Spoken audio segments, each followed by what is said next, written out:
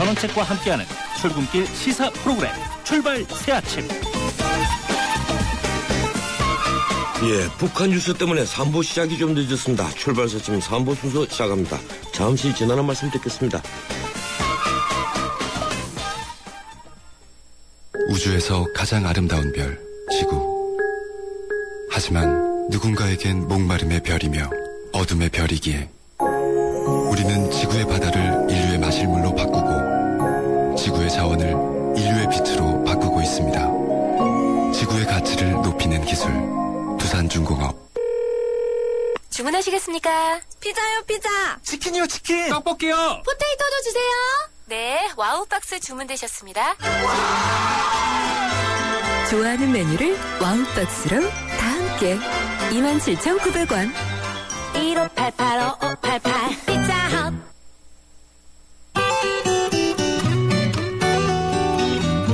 출발 새아침 교통정보입니다. 겨울철 추운 날씨에 배터리가 방전되기 쉽다고 합니다. 특히 블랙박스를 장착한 차량일수록 배터리 소모량이 커서 갑자기 시동이 걸리지 않는 경우가 많다고 하는데요. 미리미리 점검해서 운행에 차질이 없도록 하셔야겠습니다. 지금 외곽에서 도심 쪽으로 이동하는 길 통일로가 국립보건원에서부터 독립문역까지 시속 10km대로 정체되고 있고요. 도봉로가 도봉보건소에서부터 미아역까지 시속 20km대로 지나고 있습니다. 이후로 기름교까지는 속도가 더 떨어져서 정체되고 있고요. 계속해서 동소문로, 성북구청 입구까지 밀려서 가고 있습니다. 종로는 용두동 4거리에서 동묘암역, 종로 3가에서 2가 구간 각각 정체고요. 또 양화로와 이어지는 신촌로의 상황을 보면 서교동 4거리에서 홍대 입구역, 동교동 3거리에서 이대역 구간 밀리고 있습니다. 강남권에서는 삼성로가 음마아파트에서 대치 4거리까지 시속 10km대로 지나고 있고요. 영동대로 대모산 입구역에서 코엑스 4거리까지 더디게 진행하고 있습니다. 지금까지 출발 새아침 교통정보 유보연이었습니다.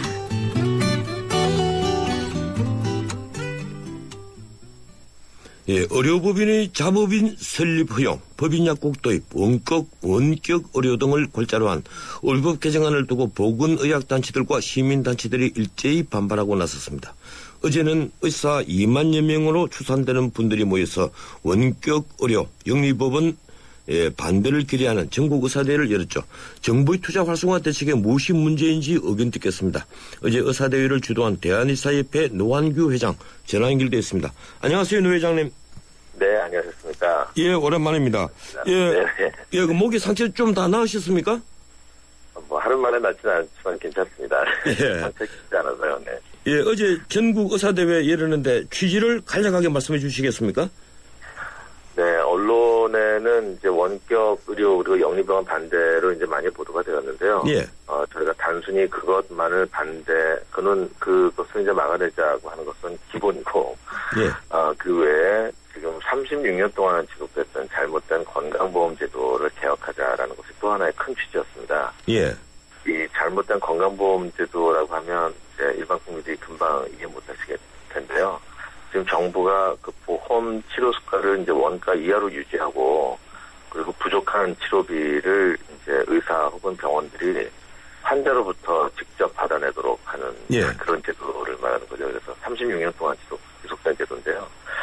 이런 것이 이런 강압적인 정책이 가능할 수 있었던 것이 또 이번에 원격 의료 그리고 영리병원 의료민영화 이런 것을 정부가 강압적으로 들고 나올 수 있었던 그 근본적인 원인에 이 의료 정책을 정부가 일방적으로 결정하는 그런 관치의료 문화가 있다라고 저희가 판단을 해서 관치의료 타파가 또 어제 그 모인 그 행사를 한 주된 주제가 되겠습니다. 예, 기본적으로는 이제 건강보험제도 이 뿌리부터 잘못되어 있으니까 그것 때문에 대회를 여신 거군요. 잘못된 거죠. 예. 그런데 어떻게 목에 그 칼까지 들이대서 자해를 한다 이래서 뉴스는 거기다 초점이 다 되었어요. 네. 먼저는 의사협회장의 공식 석상에서 그런 모습을 보여준다는 것 자체가 굉장히 적절치 않은 일입니다. 그래서 국민들에게 정말 죄송한 일이고요. 그런데 이 절박한 지금 의료의 위기 상황을 보여줄 수 있는 다른 대안을 찾지 못해서 벌어진 일이고, 또, 참 이게 의도한 일은 아니지만, 저희가 의사들의 대규모 집회가 간혹 열리지만 언론에 보도된 적이 거의 없었는데 어제는 어떻게 이것 때문에 초점이 되었는지 또 많이 이렇게 보도가 되었더라고요. 예, 뭐 어제 모든 예. 어제 모든 방송이 다 다뤘고 오늘 아침 신문에도 네. 좀 다 다뤘습니다. 예, 어떻든 네. 이제 국민적 관심사가 되었는데. 네. 예, 문제는 이번 정부의 대책은 정부에서는 그렇게 얘기를 해요. 병원의 경영 어려우니까 그걸 해소하기 위해서 이 자법인 또 영리법인으로 허용을 하고 법인 약국도 도입하자는 것 아니냐. 우리가 무슨 네. 잘못이냐 이런 얘기를 하는데 예, 무엇이 잘못입니까? 먼저 이번에 발표된 자법인 그것도 문제이고요. 예. 그것도 먼저 그것 먼저 말씀을 드리면은 이번에 기획재정부에서 발표한 4차 투자 활성화 대책을 보면 거기에 이런 내용들이 나와 있습니다. 병원들이 이제 말하자면 정상적으로 정상적인 병원 진료를 통해서는 병원 운영이 안 되기 때문에 장례식장, 주차장 이런 부대 사업을 해야 되는데 이런 그 편법 수익 구조를 도와줘야 된다는 취지로 이번에 이 자법인 설립 허용이 이제 언급되어 있습니다. 예. 즉 지금 원가 이하의 그 낮은 의료 수가 이것을 극복하기 위해서 병원들이 환자들로부터 추가적인 수익을 선택 진료비, 상급병 진료 이런 이제 편법들을 이용해서 환자로부터 계속 받아내야 하는 그런 어려운 구조를 근본적으로 개선하는 것이 아니라. 예. 이렇게 부대 사업을 통해서 수익을 창출하고 있으니 이것을 더 도와줘야 된다라고는 편법을 부추기는 결정이고요. 또 하나는 이제 원격 의료 같은 경우에 이것도 마찬가지고 원격 의료 같은 경우에는 그는 이따 또 이제 질문을 해주실 테니까 그때 답하도록 하겠습니다. 이 문제 먼저 더 말씀드리면 예. 자법인 설립이 일부에서 지금 많이들 염려를 하고 있는데 결국 자법인이라고 하는 것은 이제 영리법인을 뜻하는 것이고. 그래서 지금 병원의 그 영리법인을 허용하는 소위 말하는 영리병원 허용 그 투자개방형 의료법인이 그것이 이제 추진이 어려우니까 편법으로 결국 이것도 이제 또 다른 편법으로 이런 방식을 도입했다고 저희가 판단하고 있습니다. 예, 지금 원격 진료 같은 것은 이 정부에서는 그렇게 얘기합니다. 이 시골의 벽지에 있는 주민들이 만성질환에 대해서 관리가 필요하다. 또 그리고 고혈압이나 당뇨 같은 이런 질병의 상시적 관리에는 도움이 되지 않겠느냐. 이제 이런 것들이 일자리를 창출한다는 것이거든요. 네네. 예, 이것도 의료의 공공성을 제한다고 볼 수 있을까요? 어떻게 보십니까? 네, 사실 이제 저희 의사들 입장에서 보면 너무나 어이없는 이제 주장입니다. 어이없다고 보시는군요, 일단은. 네, 예. 네. 정부가 하고자 하는 것은 정확하게는 원격 의료라는 이름의 핸드폰 진료입니다. 예. 지금 이 핸드폰으로 의사와 영상 통화를 해서 진료를 대체하도록 하겠다라고 예. 하는 것입니다. 지금 이 원격 의료라고 하는 것이 워낙 포괄적 개념이기 때문에 이 핸드폰 진료, 컴퓨터 화상 채팅 진료 이걸 뺀 나머지 모든 원격 의료는 의사들이 찬성하고 있고 지금도 허용이 되어 있습니다. 예를 들자면 만성질환 관리에 이것을 이용한다든지 하는 모든 그런 것들은 다 법 개정이 필요하지 않은 것이고요. 예. 지금 이 핸드폰 진료는 이제 진료의 정확성을 떨어뜨리기 때문에 그 자체가 매우 위험한 일이고 따라서 대면 진료를 대체할 수 없는 것이고 더군다나 핸드폰을 써서 진료해서는 안 되는 일이고요. 예. 그래서 이 핸드폰 진료를 허용하는 것은 진료의 개념 자체를 바꾸는 일로서 매우 위험한 일입니다. 예를 들어서 2000년도에 극단적인 사례지만 어떤 의사가 5명의 의사를 두고 이틀 동안 원격 의료를 당시에 이제 원격 진료를 이틀 동안 당시에 불법으로 한 적이 있었습니다. 첫 이틀 동안에 무려 5명의 의사가 13만 명의 진료를 했습니다. 예, 그렇게 엄청난 숫자군요. 네, 네. 그리고 7만 8천 명한테 처방전을 발급한 사례가 있습니다. 이게 이제 비록 극단적인 사례지만 이런 것이 만연될 수 있다라고 하는 것이고 또 정부에서는 일부 이제 의료 사각지대를 주장을 하지만 우리나라는 지금 그 원격 진료를 제한적으로 도입한 호주나 캐나다 이런 다른 나라보다 의사 밀도가 100배가 높습니다. 예. 따라서 지금 현재 무의촌이 거의 실종된 상태이고요. 또 의사들이 없거나 부족한 곳에는 지금 공중보건 의사들이 또 그 역할을 하고 있고 그리고 원격 진료가 그럼에도 불구하고 허용이 된다면 원격 진료를 훨씬 많이 하는, 여기에 집중적으로 하는 그런 전문의원에 쏠림 현상이 크게 벌어질 것이고, 예. 그런 경우에 아까 2000년도 사례처럼 이 진료의 편의성 때문에 불성실한 진료를 하는 의원에 환자가 몰리는 기현상이 벌어지게 될 것이죠. 그래서 이 핸드폰 진료를 허용할 경우에 어떤 문제들이 발생할 수 있는가 여러 우려들이 있는데, 문제는 정부가 이와 관련해서 단 한 차례도 시범 사업을 한 적이 없습니다. 예, 이렇게 그렇군요. 이렇게 중차대한 의료에 큰 혼란을 가져오고 변화를 가져올 이런 의료 정책을 시행을 하려면 적어도 수년간, 저희가 신약 하나 만드는데도 10년간의 개발 기간이 필요한데, 예. 시범 사업 하나 없이 전혀 준비 없이, 더군다나 이 의료의 전문가이고 의료 행위의 당사자인 의사들과 협의하지 않고 정부의 경제부처가 중심이 되어서 이런 의료 산업화라는 이름으로 이 원격 진료 그리고 영리병원을 이렇게 쓴다는 것이 참 저희 입장에서 너무나 어이없는. 예. 저희들이 그 다음 주 수요일쯤 이게 그 이슈 포커스에 우리 회장님 한번 모시고 이 문제를 한번 네네. 다시 한번 진지하게 스튜디오에서 한번 좀 의논했으면 합니다. 어떻습니까? 네, 감사합니다. 예, 고맙습니다. 그러면 오늘은 여기까지 듣고요. 예, 다음 주에 예. 좀 더 상세하게 한번 살펴보도록 하죠. 고맙습니다.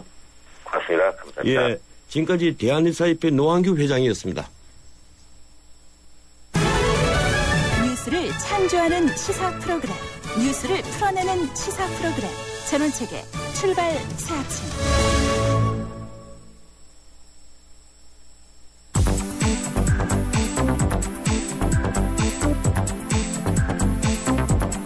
이 시간 주요 경제 소식, 경제 뉴스 브리핑. 예, 이번에는 경제뉴스 알아보겠습니다. 한국경제신문 김민석 기자 전화 연결됐습니다. 안녕하세요, 김 기자님. 네, 여보세요? 예, 전화 연결이 아직까지 고르지 못하군요. 예, 이 지난주 그 미국 증시 소식은 예, 제가 먼저 좀 전해드리죠. 예, 현지 시간 13일 뉴욕 증시는 혼조세를 보였네요. 다우 지수는 0.10% 올라서 15,755.36을 기록했고, 나스닥 지수 0.06% 올랐습니다. S&P 500 지수 0.01% 내리며 마감했습니다. 예, 김민석 기자 연결됐습니까? 어떻습니까? 여보세요? 여보세요? 예, 안녕하세요, 김 기자님. 예, 안녕하세요. 제가 다우 지수만 제가 지금 청취자들에게 보고를 해드렸습니다. 예, 17일, 18일에 미 연방준비제도 이사회 FRB 공개시장위원회가 열리죠? 네, 맞습니다. 예, 이번 주 증시 전망 어떻게 보십니까? 예, 지난주에 그 미국 증시는 주간 기준으로 3대 지수가 모두 하락했었습니다. 예. 다우와 S&P 500 지수는 각각 1.7% 하락해서 2주 연속 하락세를 이어갔고요. 일주일 동안 하락한 것이죠? 예, 일주일 동안입니다. 예. 주간으로 봤습니다. 나스닥 지수도 지난주에 그 1.5% 내려서 5주 만에 하락세로 돌아섰었습니다. 말씀하신 대로 시장은 그 17, 18일 열리는 연준의 올해 마지막 그 FOMC 회의를 주시하고 있습니다. 아직은 이달에는 그 연준이 테이퍼링에 나서지 않을 것으로 전망하는 그런 시장 전무가 더 많습니다. 그 로이터 통신이 지난 11일 그 이코노미스트 66명을 상대로 설문조사를 했더니 절반 가까운 32명이 내년 3월에나 개시할 것을 전망했고요. 22명은 내년 1월, 그리고 12명은 이달 실시로 내다봤습니다. 가장 유력한 시나리오는 이번에는 그 테이퍼링을 시작하지 않고 기자회견을 통해서만 내년 초에 테이퍼링을 하겠다는 의사를 시사하는 겁니다. 12월은 그 보통 그 시장 유동성이 줄어드는 데다가 연말에 쇼핑 시즌을 앞두고 있어서 이 쇼핑 시즌 망칠 수가 있죠. 그래서 이 테이퍼링을 시작하기에 적당하지 않은 시점이다. 이런 분석입니다. 하지만 그 연준이 지난 9월에 테이퍼링을 개시할 것이라는 그 시장 예상을 깬 전력이 있어서 이번 주 그 연준 결정에 따라서 변동성이 큰 장세를 각오해야 할 수도 있겠습니다. 예, 우리 김 기자님께서 겁을 아주 주시는군요. 예, 국내에서는 금융위원회가 불황에 시달리고 있는 증권사 인수합병을 유도하기로 했다면서요. 예, 금융위는 어제 그 증권사가 M&A를 추진하면 그 투자은행 지정 요건을 완화해주는 내용의 그 증권사 M&A 촉진 방안을 발표했습니다.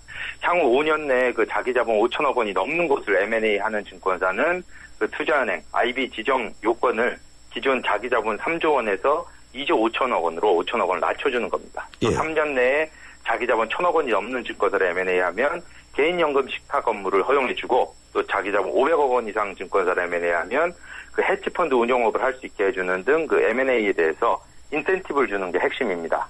예, 일단 증권사 대형화를 정부가 유도를 하는데 왜 이런 정책이 나왔습니까? 예, 우리 증권사주가 지금 62개에 달합니다. 예, 엄청나군요. 예, 맞습니다. 예. 2008년에 그 금융위기 이후에 시장이 불황을 겪으면서 근데 그 증권사들이 지난 회계연도에 4개 중에 1개꼴로 적자를 냈습니다. 또 당기순이익, 전체의 당기순이익도 전년 대비 43.9%나 감소한 1조 2,400억 원에 그칩니다. 62개가 낸 그 당기순이익입니다. 시장이 줄어든 데다가 그 62개에 달한 증권사 어디나 그 매매 수수료 등 그 비슷한 상품과 서비스로 경쟁을 하고 있었습니다. 예, 이 국회가 현재 내년 예산 심의를 진행하고 있는데 상임위 선심성 예산 증액 요구액이 무려 9조 원에 육박하고 있다면서요? 네, 국회 그 지역구 민원성 그 예산 부풀리기 관행이 올해도 여전히 되풀이되고 있습니다. 그 국회 예산결산위원회에 따르면 15개 상임위원회 중에서 그 예산 심사를 마무리한 12개 상임위를 봤더니 그 기존에 정부가 낸 예산안보다 예산을 4조 7,600원이나 늘려놓은 상태입니다. 그 지역 사회 간접 자본 사업이 많은 그 교통위가 2조 2,300억 원을 증액을 요구했고요. 그 안전행정위원회는 6,900억 원, 산업통상자원위원회는 5,400억 원 등을 증액했습니다. 여기 아직 심의 중인 데가 보건복지비 등 3개가 더 있는데요. 이들을 더하면 9조 원 이상 증가가 예상되고 있습니다. 예. 복지위의 복지 관련 예산은 2조 원가량 늘어날 것으로 전망되고 있고요. 또 쌀 직불금 인상이 걸려있는 그 농림축산식품해양위원회는 그 이미 1조 8,400억 원을 증액해놓은 상태입니다. 각 상임위에 결정한 그 예산안이 그 예산결산위원회 그 심의를 받아야 되기 때문에 100% 확정된 건 아닙니다만은 그 정부도 복지에 퍼주고 있고 또 국회는 이렇게 선심성 지역사정에 퍼준다면 앞으로 이렇게 세금은 누가 낼지 걱정이 됩니다. 예, 세금을 내는 게 아니라 빚을 내는 거겠죠. 고맙습니다. 여기까지 듣겠습니다. 고맙습니다. 예, 지금까지 한국경제신문 김인석 기자였습니다. 의료기관 평가인증원 원장 석승환입니다. 의료기관 인증제 알고 계신가요? 의료기관의 환자 안전 수준과 의료 서비스의 질을 정부에서 인증하는 제도입니다. 안심하고 병원을 이용할 수 있도록 병원을 찾을 때는 의료기관 인증 마크를 꼭 확인하세요. 보건복지부와 의료기관 평가인증원이 함께합니다. 나랑 결혼해줄래?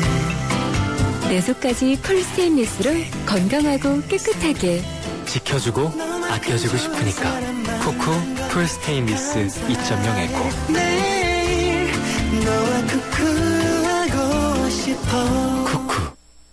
예, 저는 세계 출발사 아침 3부였습니다. 잠시 뒤에 4부 이어갑니다. 정미선 아나운서, 국민건강보험 소식 들었나요? 네, 치아 스케일링, 부분 틀니부터 4대 중증 질환의 초음파 검사까지 건강보험이 적용된다는 소식이요? 네, 또 있죠.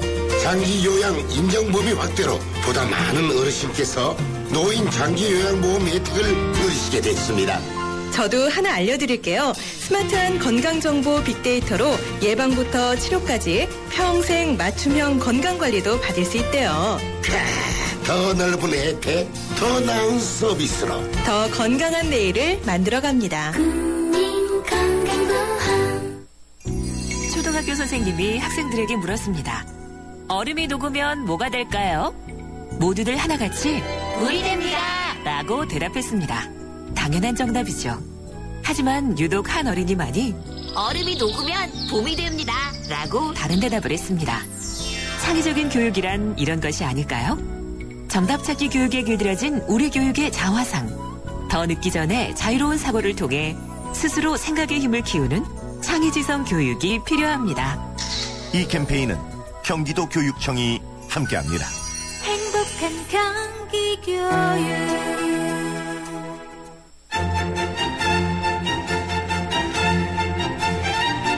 출근길 정통 시사 라디오 프로그램 YTN 라디오 전원책의 출발 새 아침.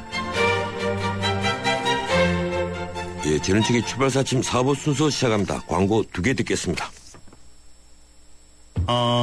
한화생명은 생각했어요. 당신을 위해 무엇을 해줄 수 있을까? 아프기 전에, 너무 늦기 전에 먼저 해줄 수 있는 일이 있을 텐데. 그래서 우리는 당신의 내일에 도움이 되는 따뜻한 잔소리를 하기로 했습니다. 당신밖에 모르는 한화생명. 예, 매주 월요일 마련하는 정치 포커스 시간입니다. 한 주간의 정치 상황을 살펴보는 시간이죠. 이 시간 함께하는 두 분입니다. 위즈덤센터 황태순 수석연구위원, 정치평론가 박상명 박사 두 분 스튜디오에 나왔습니다. 어서 오십시오. 안녕하세요. 네, 안녕하십니까. 예, 북한 장성택 처형 일주일 동안 이 언론에 도배가 되고 있고 오늘 아침에도 모든 뉴스를 다 덮고 있습니다. 이 두 분 장성택 처형 한반도 정세에 어떤 영향을 미칠 것으로 보시는지 간단하게 좀 말씀해 주실까요? 황 의원님. 앞서 우리 전 변호사님 말씀하신 대로 모든 신문이 지금 그냥 열흘째 도배할 정도로 영향을 주는 것은 아무래도 북한의 불안전성, 한반도 전체의 정세 불안전성이 높아졌다는 측면에서 아마 전 언론이 도배하고 있는 게 아닌가 그렇게 생각하고 있습니다. 예, 박성명 박사님. 네, 뭐 두 가지 포인트로 아마 압축할 수 있을 것 같아요. 우선 북한 내부의 김정은 체제는 어떻게 될 것인가. 예. 더 공고화되는 계기를 마련했다. 핵심적인 정적을 제거했다. 누구도 이제는 반기를 들기 당분간 어렵게 됐다. 라고 하는 측면 하나하고, 남북관계에는 북한에서는 아무래도 강경파 목소리가 크실 것이고, 강경파가 더 자신의 자리를 구축하기 위해서 남북관계에 악용할 경우에는 남북관계는 더 긴장 국민이나 대결 구도가 더 가파라질 수도 있겠다라고 하는 생각이 듭니다. 이번에 장성택 처형 이것이 묘하게 국정원 계획안 한참 심의할 때 여기 딱 맞물렸어요. 예, 일정 부분 영향을 미치지 않을 수가 없을 텐데 황 의원님 어떻게 보십니까? 일정 부분에 상당한 영향을 미치고 있죠 지금도.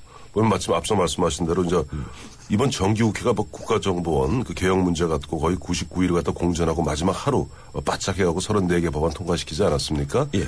그리고 현재도 좀 임시국회 개회 중입니다만은 앞서 말씀하신 대로 국정원 그 개혁 문제를 놓고 첨예하게 줄다리게 하는 가운데 민주당이 뭐랄까 세를 좀 탄 그런 분위기에서 국가정보원이 처음에 발표했는데 그것이 처음엔 이거 오보일 가능성이 있지 않느냐 많은 사람 걱정했는데 어쨌든 이번에 언론적 표현으로 하면 특종 중에 대특종을 한 거예요. 국가정보원이. 예, 그렇죠. 그러니까 그동안 상당 부분 국가정보원에서 어떤 대북 정보 수집 기능이 많이 약화되었다.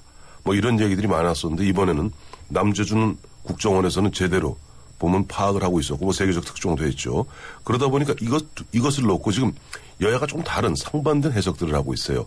야당에서는 봐라 국가정보도 잘할 수 있지 않느냐. 그러니까 국내 파트를 좀 줄이고 본연의 업무에 집중하는 그런 국정원 개혁해야 된다 하는 이야기고 새누리당 또 정부 여당 입장에서는 아니다. 지금 국가정보원이 제대로 일을 하고 있는데 자칫 보면 교각사로 한다는 식으로 팔을 꺾어서 해야 되겠는가. 뭐 이런 이야기들이 충돌하는 가운데 좀 국정원 개혁 놓고 오늘 하고 내일 이제 보면은 공청회하죠. 예, 그렇죠. 뭐 첨예하게만 맞붙는 가운데 어떠한 식으로 결론 날지 귀추가 주목됩니다. 뭐 공청회에서 무슨 결론이 나겠습니까만은 공청회에서 또 뻔한 얘기들이 또 오고 갈 텐데. 가고 그다음에 수요일 목요일 이제 또 뭐 그렇죠. 법안 심의가 있으니까 두고 봐야 되겠죠. 박성훈 박사님 어떻게 보십니까? 국정원 개혁, 국정원이 좀 수세로 몰리는 분위기에서 북한 관련 장성택 얘기가 나오니까 조금 숨통을 튈 수는 있을 것 같아요. 그러나 이것이 뭐 큰 변수가 저는 되리라고는 보지 않습니다. 왜냐하면 국정원 개혁과 북한과의 관계에는 뭐 어떤 그 차원이 다른 문제이기 때문에 큰 변수는 아닌데 다만 이런 어떤 북한 변수를 통해 가지고 국정원이 개혁을 좀 지체 또는 개혁 강도에 물타기 하려고 하는 이런 어떤 모습은 안 되겠다. 그 정도라고 얘기하면 정말 이거는 변수를 만들어가는 것이기 때문에 뭐 그런 것이 아니라고 얘기하면 야당이 이번 어떤 북한 문제를 가지고 국정개혁에 뭐 새롭게 변수를 꼽아서 제고한다든지 또는 이걸 고려해서 어떻게 스탠스를 움직일 그럴 가능성은 거의 없다 이렇게 봅니다. 예, 어쨌든 이번 장성택 그 실각 그리고 처형에 따른 뉴스를 처음에는 외신들도 이 북경 특파원 쪽으로 많이 봤다가 나중에는 지금 다 서울 특파원 쪽으로 뉴스를 집중하면서 이 서울이 주목받았다고 하거든요. 그만큼 우리 국정원이 일정한 부분 이번에 능력을 보여줬다. 이제 이렇게 됐는데 어떻든 지금 국정원 개혁안을 놓고 여야가 지금 대립을 하고 있는데 핵심은 국내 파트 폐지 또 하나는 예산안 통제 이렇게 되어 있습니다. 우선 국내 파트 폐지 여기에 대해서 간략하게 이 찬반 의견 이 논점에 대해서 황 의원님 먼저 말씀해 주시겠습니까? 국내 파트 폐지는 지금 사실상 폐지 주장을 하고 있죠. 사실상 폐지 주장이고 대공수사권 축소 내지는 이전 문제를 얘기하는데 뭐 아이오도 없애자고 얘기하고 뭐 그거는 아이오 없애야겠 아이오 상시 출입 제도를 폐지하겠다는 것은 국가정보원의 자체 개혁안에 들어 있어요. 근데 이제 국내 파트를 없애자는 부분에 대해서는 뭐 한마디로 보면은 9월 16일 날 당시 박근혜 대통령이 김한길 대표에게 한 얘기로 가름하고자 합니다. 그렇게 말씀하셨죠. 왜 그러면 김대중 정부 5년, 노무현 정부 5년, 10년 동안 왜 안 없앴느냐. 그런 말씀하셨는데 최근에 보니까 이제 김혜선 새누리당 의원이 한번 밝혔죠. 2003년에 당시 문희상 참여정부의 이제 초대 대통령 비서실장도 비슷한 이야기를 했고, 그다음에 2005년에 문재인 당시 민정수석도 비슷한 얘기를 했고, 국내 파트가 필요하다는 얘기를 했어요. 그러니까 그런 부분에 있어서 야당도 언제까지 야당 아니거든요. 곧 여당 될 수도 있고 또 야당 계속 갈 수도 있고 한데, 수권 야당이라면은 국내 파트의 어떤 필요성, 본인들이 집권했던 10년 동안에 필요했다고, 그래서 존치시켰다는 부분을 갖다가 다시 한번 되돌아보기를 갖다가 바랍니다. 예, 제가 이 부분에 있어서 민주당 의원들에게 인터뷰 때 물어보면 하는 대답은 그렇습니다. 민주당 때는 착한 국정원이었다. 표현이 그렇습니다. 착한 국정원이었고, 문제는 이제 제가 보기엔 그런 것 같아요. 제도보다는 운용 아니냐. 이래서 또 질문을 드리면, 그런데 운용이 잘못될 때는 폐해가 아주 크니까 제도부터 제대로 고쳐야 되겠다. 이제 이런 그런 거죠. 아까 나쁜 국정원, 착한 국정원 얘기 이런 말씀드리고 싶습니다. 내가 하면은 러브 스토리, 남이 하면 스캔들인 거예요. 예, 자, 이 점에서 박상용 박사님 어떻게 보십니까? 좀 차원은 좀 다르기는 문제긴 합니다만, 대공수사권 폐지 문제하고 국내 파트 폐지는 좀 차원이 다르죠. 예, 물론 다른데. 저는 이렇게 봅니다. 대공수사권 폐지가 정답이 아니고 이거는 이관하는 것이 정답이다. 이관을 검찰이나 검찰이나 경찰도 넘겨서 왜 그렇게 하려고 하느냐. 국가정보원을 말 그대로 앞서 북한 관련 정보를 앞장서서 잘 파악했다고 말씀하지 않았습니까? 저는 인정합니다. 잘한 건 잘한 겁니다. 세계 최고의 정보기관으로 만듭시다. 국가정보는 이제는 다음에 야당이 정권을 잡더라도 언제까지 국가정보원 문제를 이렇게 여야가 싸우고 소모전이 정리할 겁니까? 말 그대로 대한민국에 지금 대공수사권이 없습니까? 검찰 없습니까? 경찰 없습니까? 국가정보는 그 최고의 정보기관, 미국의 CIA처럼 좀 그렇게 만들자.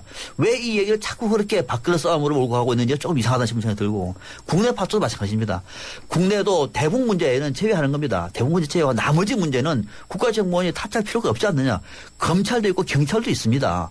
굳이 국정원이 이 문제에 개입해가지고 대통령 선거 때마다 논란이 된 일을 왜 차출하느냐, 계속 이런 식으로.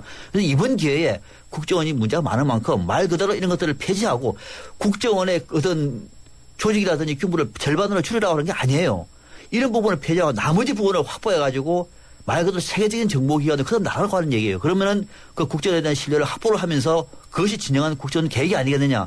좀 이 얘기를 너무 좀 부정적으로 좀 안 봤으면 좋겠습니다. 저는 그런 측면에서 두 가지를 폐지한 것이 옳다.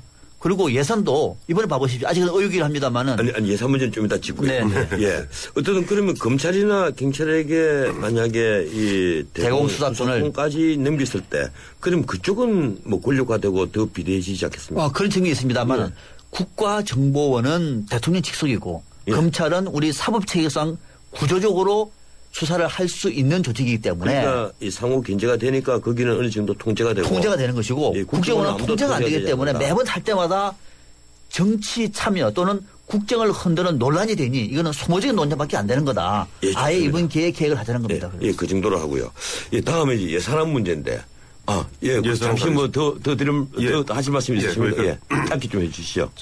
싫어요. 길게 할 거예요. 이해했어요. 아니, 농담이고.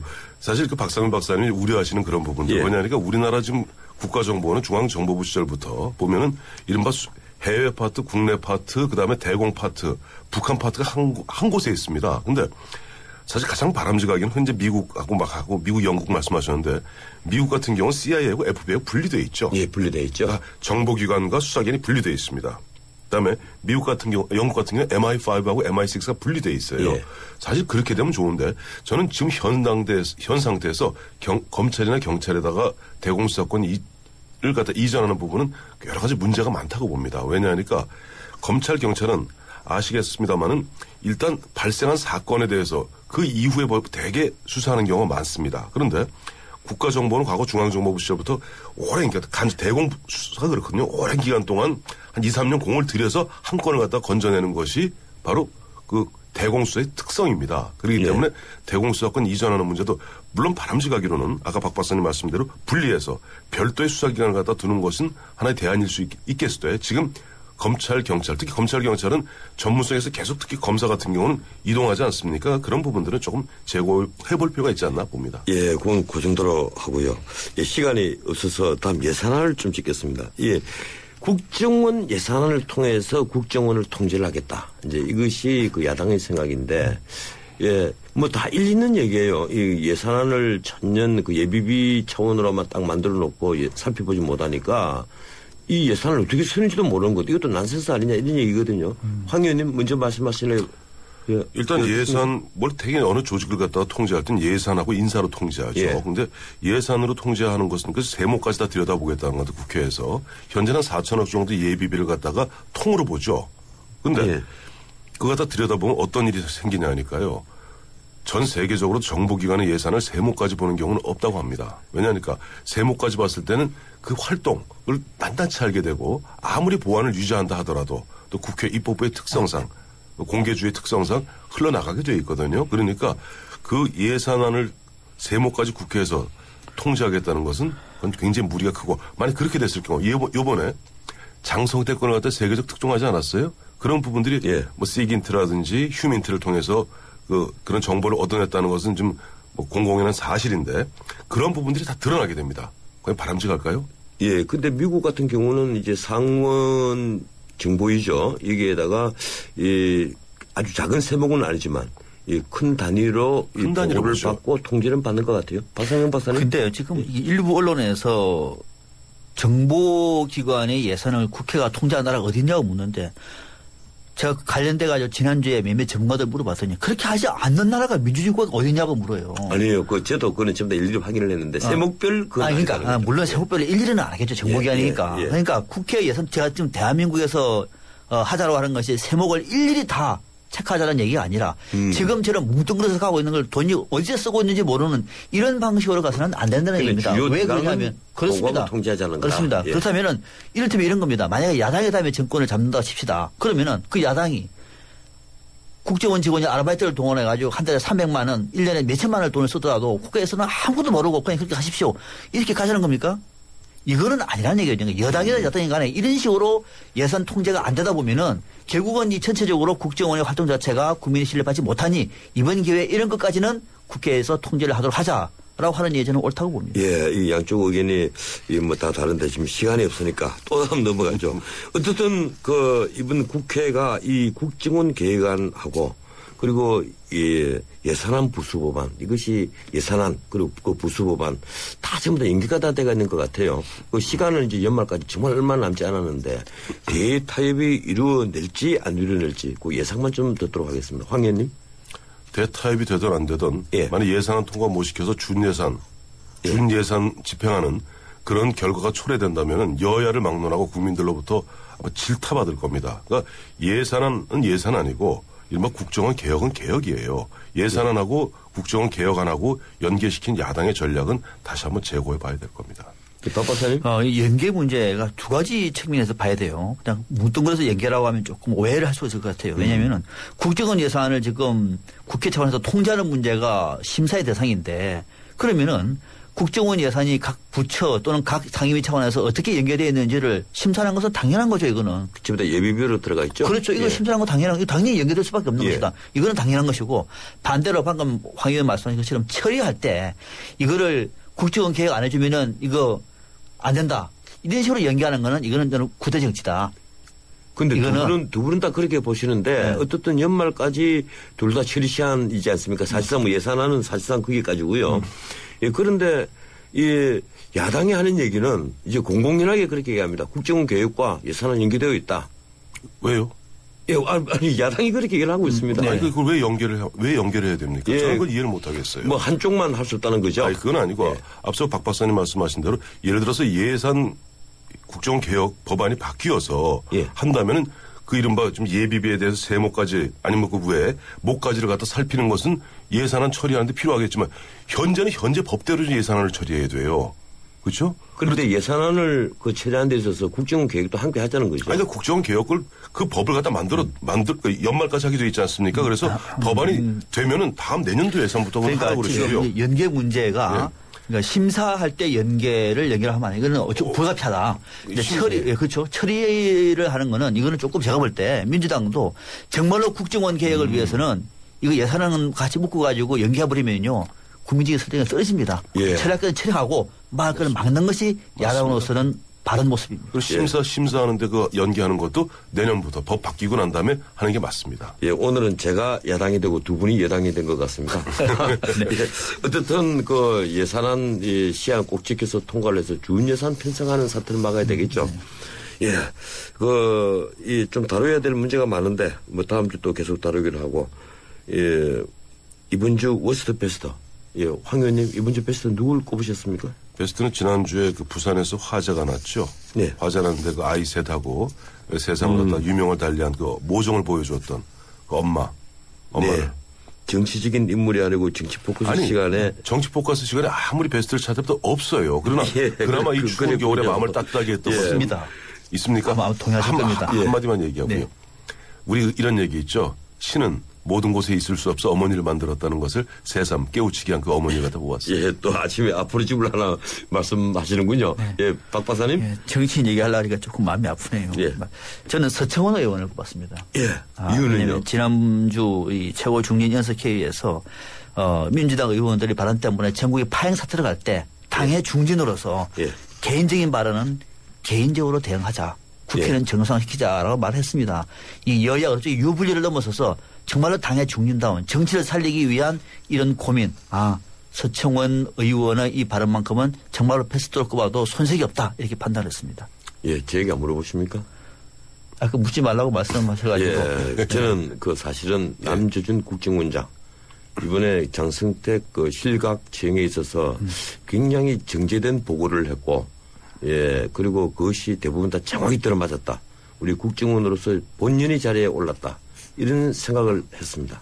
그래서 잘 하신 거는 또 칭찬을 해야 되지 않습니까? 뭐 잘한 건 잘한 건 맞습니다. 예, 이줄이 워스다. 황태순 의원님. 시간이 짧으니까요. 예. 유시민 전 의원, 전 장관을 뽑았습니다. 이유는요? 짧게. 어제 보니까 응답하라 민주주의에서 이석기하고 장성택권하고 같다고 그랬죠? 예. 그 어느 누구도 동의할 수 없는 참 뚱딴지 같은 얘기에서 워스트로 유시민 전 장관 꼽았습니다. 예, 박상현 박사님. 방금 남재준 국정원장을 패스트로 꼽으셨죠? 예. 저는 워스트를 남재준 국정원장을 꼽았습니다. 예. 이유는요? 대북 정보는 좋습니다. 예. 그런데 국정원 개혁, 셀프 개혁안이 무려 5개월 동안에 만들어낸 것이 A4 용지 석장 정도였습니다. 예.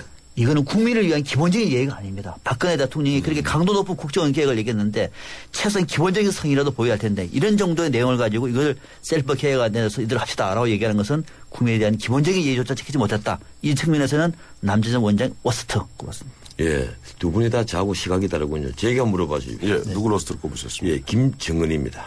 아무리 하더라도 자기 고모부를 그런 식으로 기관총으로 쏴 죽이고 화염방사기로 불태웠다는 것은 아니 그건 아직 설이죠. 인간이 아니다는. 화염방사기하고 기관총은 아직 설이죠. 예, 확인된 건 아니죠. 사실로 확인되는 것 같아요. 예. 글쎄요. 네. 예, 오늘은 지켜보십시다. 예, 오늘은 여기까지 하죠. 고맙습니다. 네, 예, 지금까지 네, 위즘센터 황태순 수석연구위원 정치평론가 박상병 박사였습니다. 당신의 베이스 캠프는 어디입니까? 어디로 가야 할지 모른다면 방향이 될 것이고 계속 가야 할지 망설인다면 용기가 될 것입니다. 베이스 없는 정상은 없습니다. 세상의 베이스가 되다. 포스코. 채소 과일이 건강에 좋다고 하면 승우 씨는 말하죠. 알고 있어. 그런데 미국 암협회에서 암 예방을 위해 채소 과일 하루 2컵 반 섭취를 권장한다고 해도 그럴까요? 그래? 그럼 더 먹어야겠네. 챙겨주세요. 미리미리 챙기는 가족 건강.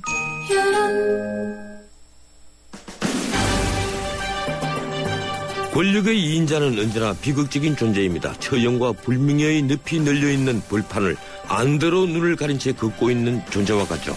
왜 그런지 아십니까? 주변엔 시기와 질투로 가득 찬 적들로 에워싸여 있으면서 막상 자신의 주군인 권력자에게도 경계의 대상이기 때문입니다. 사마천 사기에 등장하는 범녀는 구춘을 도와 온 나라를 평정한 뒤에 구춘으로부터 도망을 갑니다. 그때 대부분 문종에게 남긴 말이 그 유명한 토사구팽의 어원이 되죠. 역사상 2인자로 가장 잘 처신한 사람은 주울레이입니다. 그는 모택동 밑에서 늘 겸손했습니다. 죽을 때 재산도 없었고 자식조차 없었습니다. 주자파로 몰렸다가 주울레이 덕으로 살아난 등소핑이 나중에 중국을 붕괴시켰으니 역사는 참으로 아이러니합니다. 장성택의 처형을 보면서 어느 체제든 2인자는 겸손이 미덕이라는 것을 다시 한번 깨닫습니다. 오늘은 여기까지입니다. 지금까지 진행의 전은식 변호사였습니다. 내일 뵙죠. 고맙습니다.